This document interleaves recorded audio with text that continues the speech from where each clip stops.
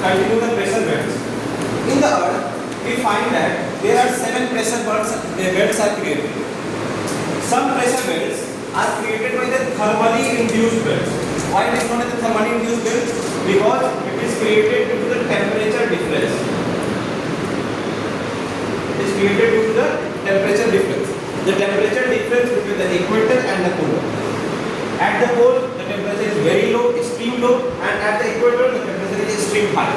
Due to temperature difference, the thermally induced belts like the equatorial low pressure region or the polar high pressure belts, these two belts are created due to the temperature difference. Okay, this belt 2, and this 3. It means that the 3 belts out of 7 are thermally induced belts. Okay. Some belts are created dynamically induced. Dynamically induced means that these belts are created due to the rotation of Earth. This is the model of Earth. Due to the temperature difference, the belts that is created at near the pole and the belt created near at the equator, that is the thermally induced belt. But the belts, the pressure belts between the equator and the north pole, there are 2 belts are created. That belts are created due to the rotation of Earth. That is called the dynamically induced belts. Same here, the pressure belts between the equator and the south pole, there are 2 other pressure belts are created. This is due to the rotation of Earth.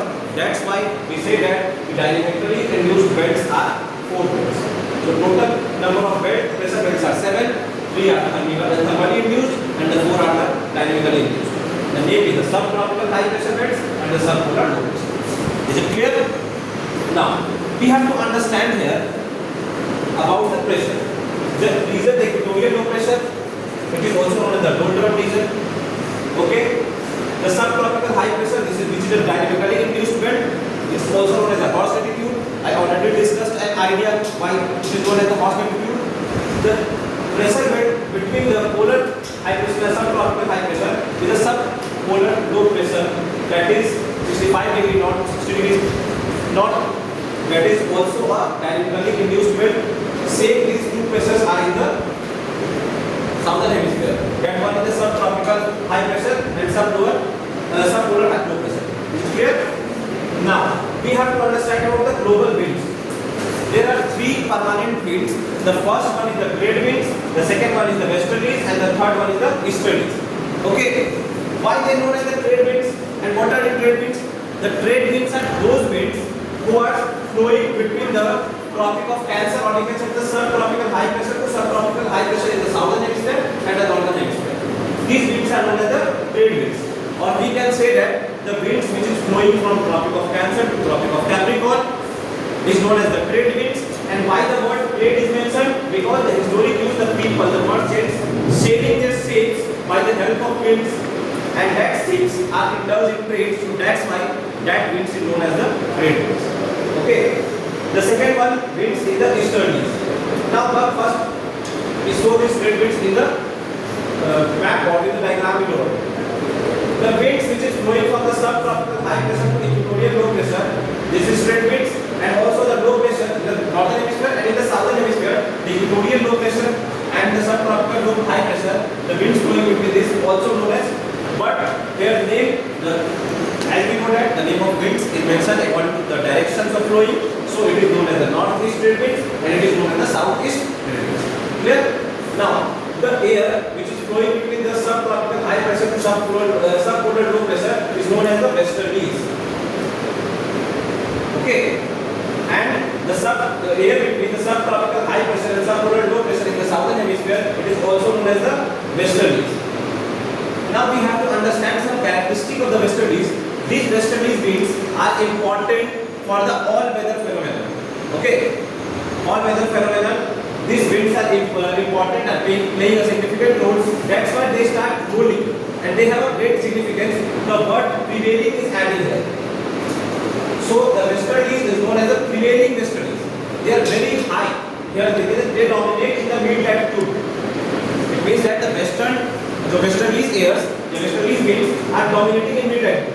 So that's why the word prevailing is added with the name of westerlies. Okay. So the air which is flowing between the subpolar low pressure to subtropical high pressure.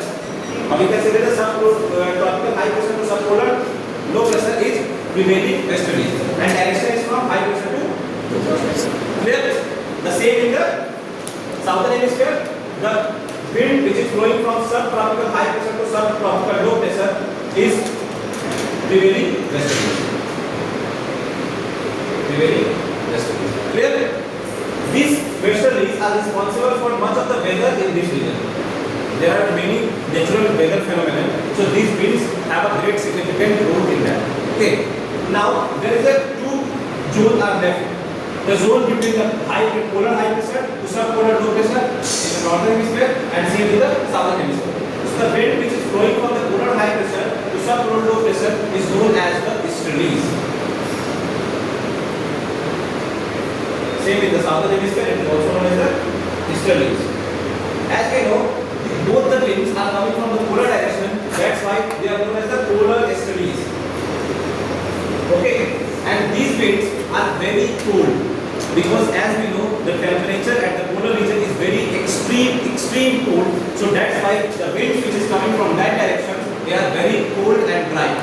Okay, so the characteristic of the easterlies are the cold and dry winds which is coming from the polar region. Is it clear? So in this class we studied that how many pressure belts, how the pressure belts are formed, how the winds are formed, how the winds are blowing, and what is the direction, what is the relationship between the pressure belt and the winds. Is it clear? Yes. Okay, now thank you.